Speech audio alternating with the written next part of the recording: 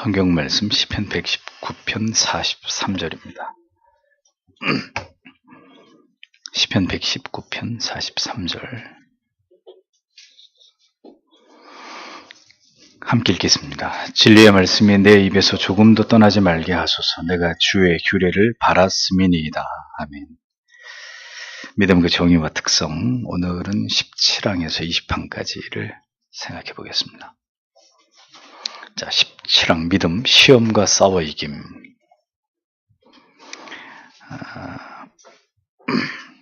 시험과 싸워 이김. 믿음이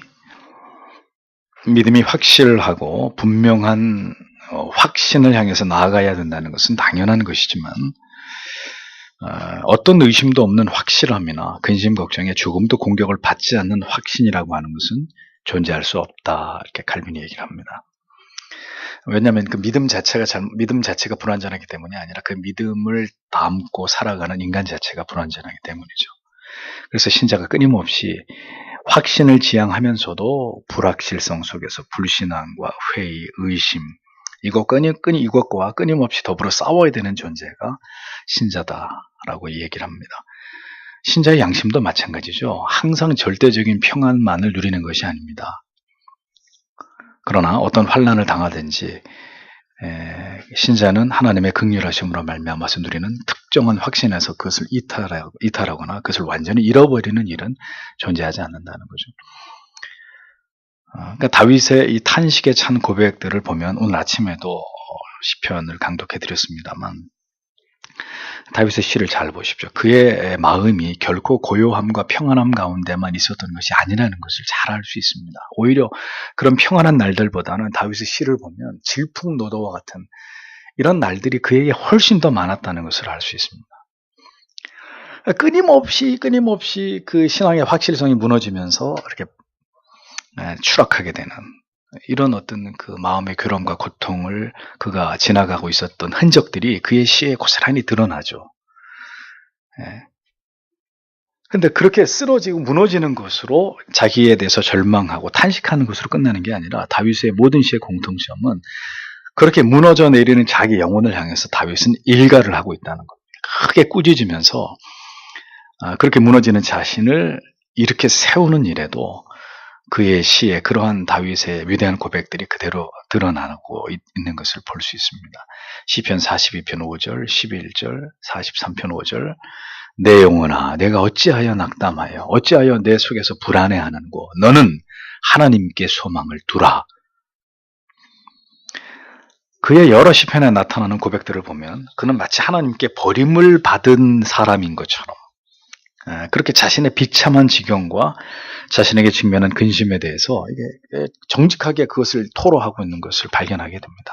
하나님 어찌하여 나를 버리십니까? 아주 노골적으로 자기의 영혼이 이렇게 굉장히 지금 힘들고 고독하고 괴롭고 눈물 나는 상황이 있다는 사실에 대해서 아주 직설적으로 하나님 앞에 이야기합니다. 절망 가운데서 그는 자기 자신을 죽음에까지 정죄하면서 스스로 의심 때문에 너무너무 고통스러운 어떤 그 괴로움을 겪고 있다는 사실에 대해서 그렇게 분명하게 고백을 하죠. 또 자기의 패배에 대해서 절망하기까지도 합니다. 하나님께서 자신을 버리셨고 하나님의 도우심의 손길이 이제는 내 자신을 멸망시키려고 한다고까지 막 울부짖는 이런 시의 내용들이 나옵니다. 그런데 그게 중요한 게 아니라 그래 누구든지 그렇게 될 수 있다는 거예요. 오늘 아침에도 로마서의 말씀을 통해서 생각해 보았지만 우리는 절대로 흔들리지 않는다. 그것은 성경이 우리에게 말씀하는 바가 아니에요. 신자는 절대로 넘어지지 않고 죄를 짓지 않고 언제나 올곧게 언제나 조금도 흔들림이 없이 그렇게 천상까지 가는 것이다. 그렇게 얘기하고 있지 않다는 거예요, 성경은. 그러니까 다윗도 그렇게 처절하게 무너져 내려앉고 하나님에 대해서 그 어떤 자기의 괴로움을 왜 나를 돌아보시지 않습니까? 하나님 의인이 고통당하는 걸 왜 구경만 하십니까? 시편에 얼마나 많은 내용들 가운데 이런 자기의 절규가 나오고 있는지 모른다는 거죠. 그런데 중요한 것은 그렇게 자기 절망으로 그의 시가 한결같이 끝나고 있지 않다는 겁니다. 오히려 그렇게 시작된 그의 시가 결론 부분에 갈 때는 언제나 그 고통과 괴로움 가운데 있는 자기를 절대로 불신앙과 의심의 늪에 던져버리는 걸로 거기에 깊이 가라앉히는 걸로 끝나는 게 아니라 그런 절망에 무너지려고 하는 자기를 질책하면서 하나님을 향해서 올라가려는 마음을 절대로 포기하지 않으려고 하는 그의 의지가 그의 시에 분명하게 드러나고 있다는 거죠. 내가 어찌하여 절망하느냐? 너는 하나님을 바라라. 하나님께 소망을 두라. 자기 영혼에게 채찍질을 하는 거예요. 제가 분당에서 교회를 개척할 때 여러 가지 어려움을 당할 때 제일 많이 읽은 성경이 시편입니다. 그러니까 뭐 성경 말씀을 다 사랑하지만 특별히 저는 개인적으로 성경 전체 가운데 가장 사랑하는 책은 시편입니다. 다윗처럼 힘들고 괴롭고 절망적이었지만 다윗처럼 무너지는 마음을 지탱하면서 저도 시편을 읽으면서 하나님께 간구했습니다. 지금 생각하면 내가 나를 지탱한 게 아니에요. 다윗도 자기가 자기 자신을 향해서 이렇게 일갈하면서 꾸짖는 것 같으나 자기가 하는 게 아니에요. 내가 나를 지탱하는 게 아니에요. 하나님께서 그렇게 내 마음을 지탱해 주시고 그렇게 하나님만을 온전히 바라게 하신 것입니다. 내 절망을 내 스스로 꾸짖으면서 하나님을 바라도록 우리를 그렇게 붙들어 주시고 계시는 것이죠. 너는 여호와를 기다릴지어다. 강하고 담대하며 여호와를 기다릴지어다. 시편 27편 14절에. 다윗도 우리처럼 분명히 연약함을 보여주고 있습니다. 자신의 온갖 괴로움의 감정을 그대로 드러냅니다. 그러나 그것에 무너지거나 패배하지 않고 그런 자신의 연약함을 떨쳐버리려고 아주 진지하게 노력하고 있는 모습을 보여주잖아요. 불신자는 아하스처럼 선지자의 담대한 선포를 듣고도 두려워하고 결국 그 두려움을 이기지 못해가지고 하나님으로부터 돌아서서 스스로 믿음을 포기해버리는, 믿음의 자리를 떠나버리는 모습을 보게 되죠. 신자와 불신자의 차이는 바로 여기 있는 것입니다.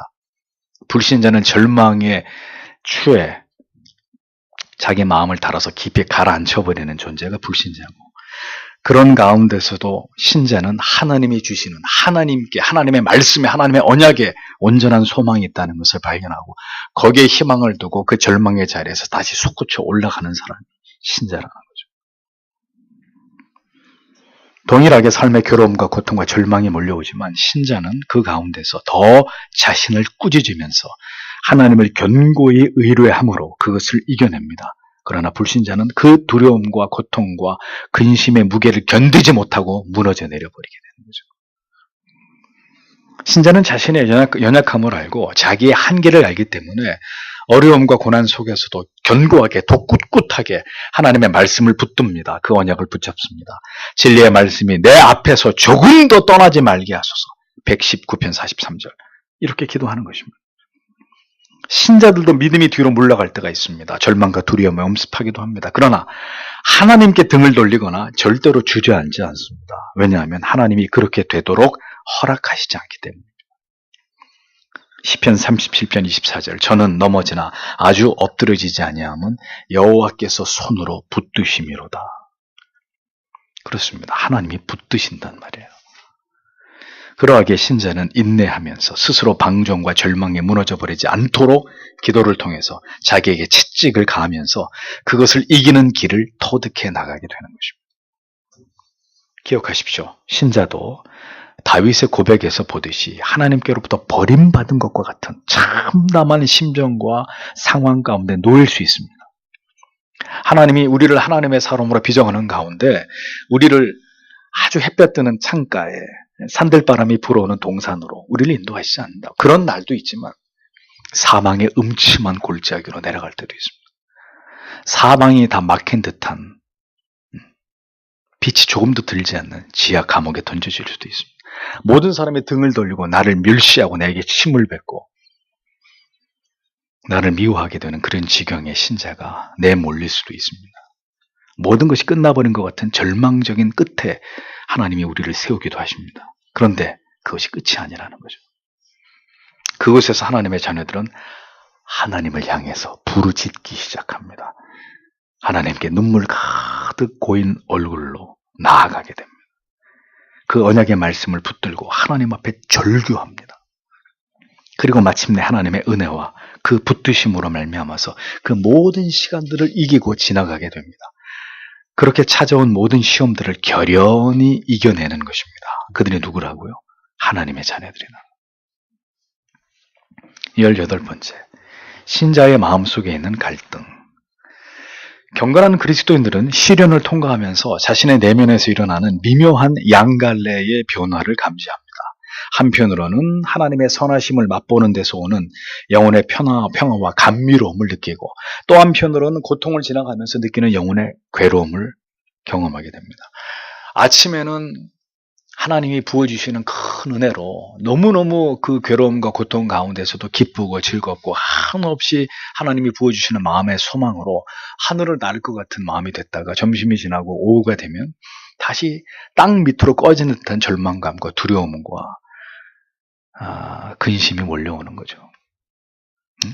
그 신자는 이 두 마음을 다 품고 살아갈 수밖에 없습니다.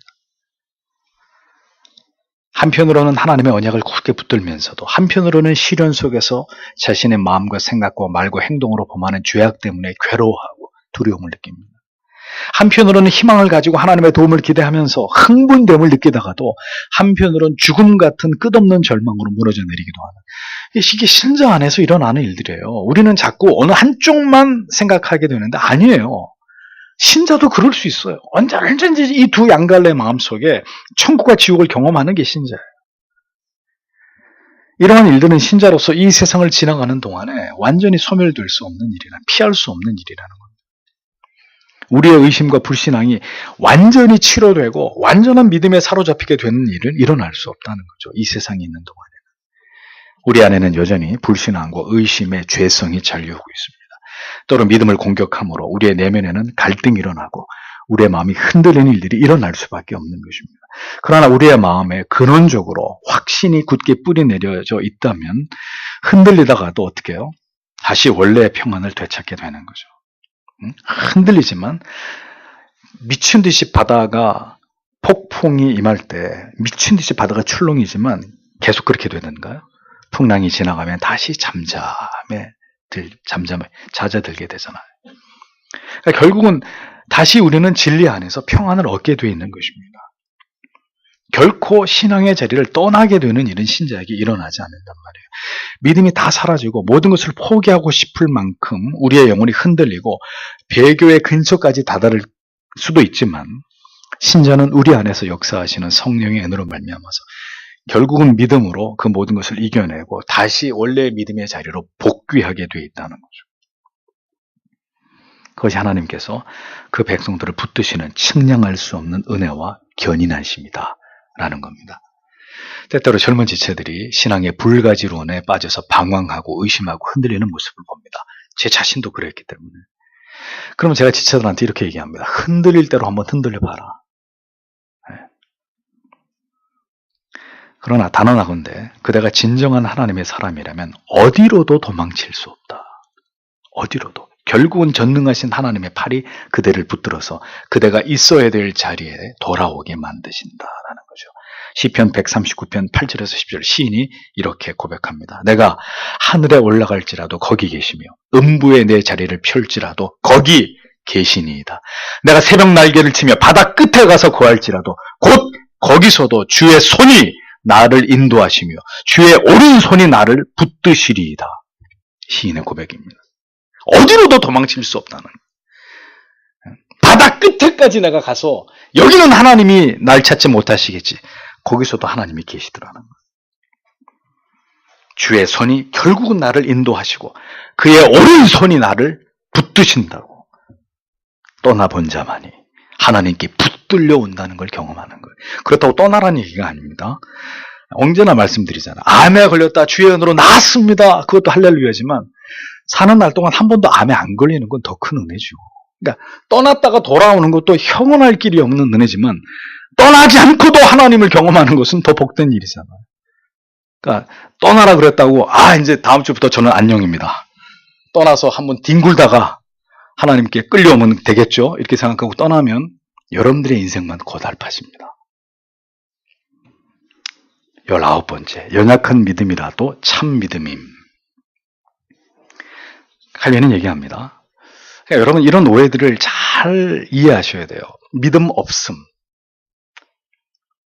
불택자의 믿음, 회심하지 않음, 믿음이 연약함, 이걸 다 구분할 수 있어야 되는 거죠. 근데 대부분은 구분하지 못해요. 내가 믿음이 없는 건지, 믿음이 약한 건지, 내가 회심한 건지, 회심하지 않은 건지. 그러니까 특별히 제일 구분하기 어려운 건 회심하지 않은 믿음과 연약한 믿음이에요. 이건 비슷비슷하게 보이거든요. 연약한 믿음이라도 참 믿음이다. 비록 작은 믿음이라도 그 믿음이 있다면 우리는 하나님을 바라고 지향하게 되어 있다고 칼빈이 얘기합니다. 비록 아직은 불확실하고 멀리서 바라보는 듯한 느낌이지만 그래도 신자는 그 하나님을 바라본다 이거죠. 네, 그가 연약한 믿음을 가진 신자라면 하나님을 계속 바라본다. 멀리서 바라보긴 해도 희미하기는 해도 계속 그쪽을 바라보는 거예요. 믿음이 연약하기 때문에. 그런 가운데 이제 점점 하나님을 알아갑니다. 말씀을 통해 하나님의 은혜를 체험하고 하나님을 깊이 경험하게 되면 믿음이 성장하게 되죠. 하나님에 대해서 친밀하게 여기게 되고 하나님을 더 확실하게 인식하게 되는 이런 변화가 일어나는 거죠. 그러면 이제 작은 믿음에서 그 믿음이 점점 큰 믿음으로 변화돼 가는 거잖아요. 성경을 통해서 하나님을 아는 지식의 정확한 조명을 받을 때 처음 믿었을 때의 그 연약함과 무지가 점점점 사라지는 거죠. 모든 게 명료해지고 또렷해지고 분명해지고 이게 믿음이구나. 이게 하나님을 신앙하는 거. 하나님이 이런 분이셨구나. 이게 참 믿음이로구나. 교회는 이렇게 해야 되는 것이구나. 신앙생활의 가장 중요한 건 이것이로구나. 모든 게 분명해지는 거예요. 초신자 때 믿음이 어릴 때는 아무것도 몰랐단 말이죠. 가르쳐주는 사람도 없고 그냥 그렇게 막 믿으면 되는 줄 알았는데 하나님의 말씀을 통해 하나하나 진리의 봉인이 해제되고 점점 더 깊은 깨달음으로 들어가니까 모든 게 뚜렷해지는 거죠. 이걸 왜 몰랐을까 지금까지. 여전히 무지함과 아직 완전한 지식에 이른 것은 아니지만 하나님을 더 깊이 알아가고 그 지식의 기쁨을 누리는 데는 방해를 받지 않게 됩니다. 어떤 사람이 연약한 믿음을 가진 사람. 그러니까 작은 믿음을 가진 사람이라 할지라도 자신의 영혼에 미치는 참된 소망과 사랑의 빛은 오직 하나님께로부터 말미암는다는 것을 안다는 거죠. 그러니까 이런 거예요. 빛이 이렇게 스며들어오는데 어떤 창문은 저 블라인드를 확 다 걷어가지고 그냥 빛이 한 방 가득히 확 이렇게 쏟아져 들어오는 방이 있고 저 블라인드를 한 3분의 1만 열어가지고 그러면 빛이 더 적게 들어오겠죠. 그 차이인 거예요. 믿음이 많고 적다는 거, 믿음이 큰 사람, 믿음이 성숙한 사람은 그 빛이 언제나 충분하게 내 영혼 가운데로 스며들어오기 때문에 그 진리를 깨닫고 이해하는 폭이 넓은 것이고 믿음이 작은 사람은 그 들어오는 빛의 양이 적은 거예요. 그런데 중요한 것은 빛이 안 들어와요? 들어온단 말이에요. 그 미세한 빛이든 방 전체를 환하게 비출 수 있는 큰 빛이든 그 창문에서 빛은 쏟아져 들어오고 있단 말이죠. 그 양의 차이인 거지. 믿음이 적은 사람은 그 빛이 적게 들어오고 있을 뿐이지 아예 칠흑같이 어두운 방 안에 있는 것은 아니다라는 거예요. 좁은 창문으로 태양을 바라볼 수밖에 없는 처지를 할지라도 그 창문으로 쏟아져 들어오는 햇볕과 또 밤하늘의 어떤 그 별빛은 갇힌 자의 마음에 위로와 소망이 되듯이 비록 작은 믿음이라 할지라도 그 창문을 열고 바라보는 태양, 바람에 나부끼는 어떤 낙엽, 밤하늘에 떠있는 별들, 그것이 소망이 된다는 거죠. 그리스도 안에서 그런 소망을 발견하는 거라는 거죠. 믿음이 큰 사람은 크게 발견하는 거고 믿음이 작은 사람은 작게 발견하는. 중요한 것은 그래도 그 믿음이, 그 은혜가 우리에게 계속 임하고 있다는 겁니다. 그래서 신자의 영혼은 그것에 대해서 반응을 하게 되어 있는 것이고,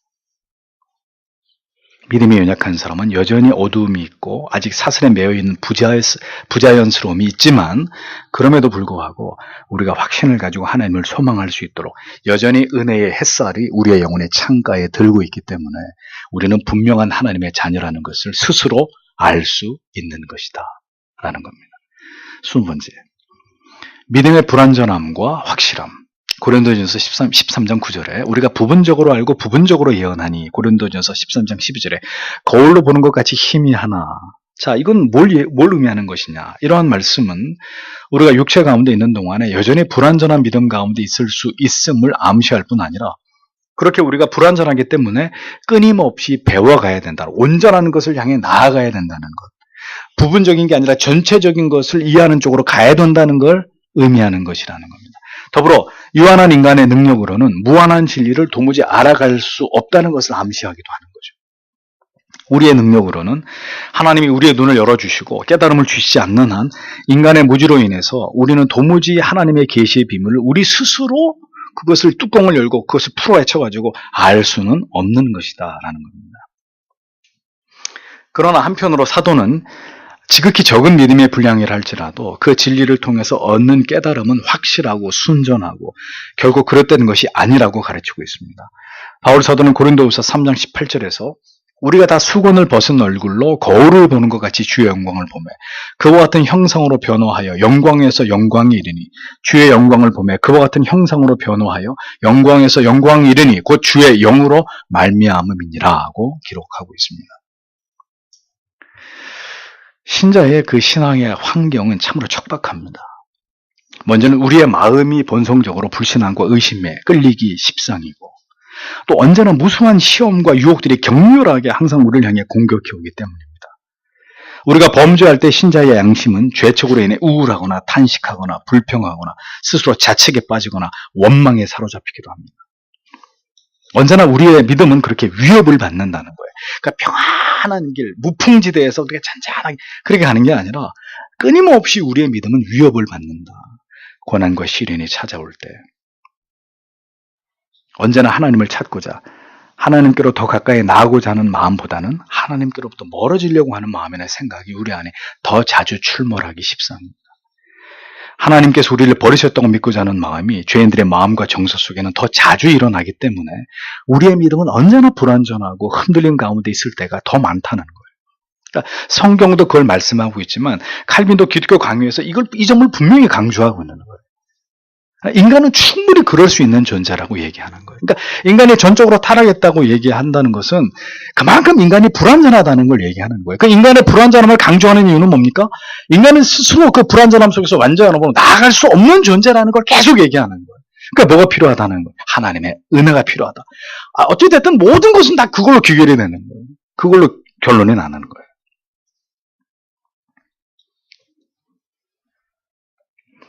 앞에서 주제한 바대로 그러할지라도 하나님께서는 우리를 사랑하시고 그 언약을 굳게 이루어 가시는 아버지로 결국은 하나님의 은혜를 통해서 우리의 마음을 진정시키시고 말씀을 보내셔서 다시 우리의 마음을 돌이키시고 그리고 평안과 안정을 되찾게 하시는 하나님이시다. 칼빈은 그렇게 이야기합니다. 다만 칼빈이 이 말을 하고 있는 것은 영생과 구원의 약속하심이 분명할지라도 또 우리가 하나님의 자녀임은 틀림없는 사실일지라도 우리는 여전히 그리고 아직은 육신 가운데 죄와 완전히 결별한 존재가 아니기 때문에 이러한 불완전함 속에서 고통하고 회의하고 불신에 빠질 때가 있다는 것을 부정할 수 없다. 이런 차원에서 이 얘기를 하고 있는 것입니다. 그러하기에 신자는 언제나 자기의 영혼을 무방비 상태로 혹은 전혀 은혜의 볕이 들지 않도록 허튼을 쳐버리는 그렇게 자기를 방치하고 살아가는 일은 지양해야 된다는 거죠. 그런 일이 없게 해야 된다는 겁니다. 우리가 육의 양식을 꼭 챙겨 먹듯이 요즘에는 간헐적 단식이 유행이라 가지고 하루에 3끼 먹는 건 야만인 취급을 받던데 저도 어떻게 이제 2끼로 바꾸려고 지금 그렇게 해보고 있습니다. 우리가 육의 양식을 위해서 우리가 꼬박꼬박 끼니를 챙겨 먹듯이 영혼을 위해서 반드시 거르지 않고 영의 양식을 공급받고 언제나 말씀과 기도와 거룩한 묵상과 경건한 지식을 추구하는 일에 게으르지 않음으로 인해서 성령께서 언제나 우리와 함께 하셔서 우리의 연약함을 도우시도록 자신을 지속적으로 성령이 우리 안에서 이루어 가시려고 하는 성화에 언제나 순종하고 그 일에 기꺼이 참여하려고 하는 이런 우리의 경건을 향한 노력이 있어야 된다는 겁니다. 성도 여러분, 연휴가 시작됩니다. 육신은 안식할지라도 회사를 안 나가시고 이제 집에서 가족과 친지들과 쉬는 시간이시기 때문에 육신은 안식할지라도 영혼은 긴장하면서 때로는 성경 말씀을 나누고 틈틈이 말씀을 묵상하고 좋은 신앙의 서적을 읽는 것으로 성령과 동행하면서 연휴를 보내는 것이 대단히 지혜로운 성도의 모습입니다. 언제나 성도는 하나님과 함께하는 시간이 가장 행복하고 가장 평안한 시간이라는 것을 잊지 않으면서 그것을 깊이 사랑하고 경험해 나아가는 성도의 삶이 되어야 되는 것이죠. 믿음은 콩나무 시루에 매일매일 물을 한 바가지씩 부어주면 언제 자라는지 모르게 콩나무가 쑥쑥 자라듯이 믿음은 그렇게 가만히 있는데 저절로 자라나는 그런 가치가 아닙니다. 성경이 말하고 있는, 그리고 진리가 우리에게 깨닫게 하고 있는 이 숱한 과정들, 이 숱한 경험들을 지나가면서 우리의 믿음은 견고하게 자라가는 것입니다. 우리가 경험해야 될 모든 것들을 경험하면서 하나님을 향한 우리의 믿음의 깊이는 더 깊이 뿌리 내려지는 것입니다.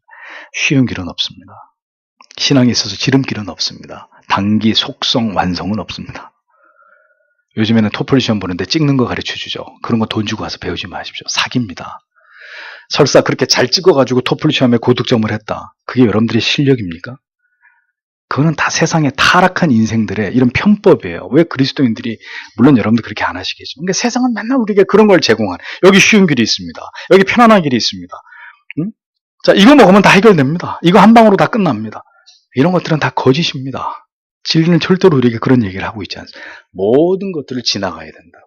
통과하고 감당해야 되고 폭풍을 뚫고 지나가야 되고 죽을 것처럼 힘든 시간이 지나가야 되고 우리를 괴롭히고 우리를 산산히 찢어 놓으려고 하는 사람들과 그 힘든 시간도 통과해야 되는 모든 것들을 지나가야 영광의 그 자리에 우리가 설 수 있다고 얘기하는 거죠. 성도 여러분, 이 진리를 잊어버리지 마십시오. 무엇이 참 믿음이냐? 그 참 믿음으로 가는 길목들에 우리가 무엇을 경험해야 되느냐? 언제나 우리의 마음에 새기고 주님은 그 길로 인도하시고 우리는 기꺼이 그 길을 쫓아가겠습니다. 주여 우리를 붙들어 주십시오. 오늘도 이렇게 기도하는 저희가 되어야 될 줄 믿습니다. 기도하겠습니다.